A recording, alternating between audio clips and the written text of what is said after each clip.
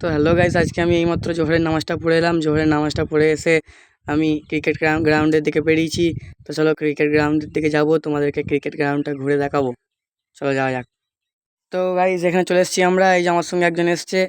তো চলো তোমাদেরকে এই গ্রাউন্ডটা ঘুরে দেখাই।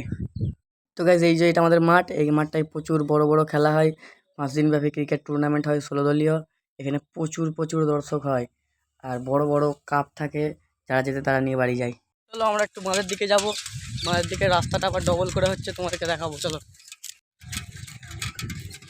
এখানে একটা রুল গাড়িতে, চলো রুল গাড়িতে চাপবো। এই যে আমার সঙ্গে এটা আমার বন্ধু এসছে, এর নাম নঈম।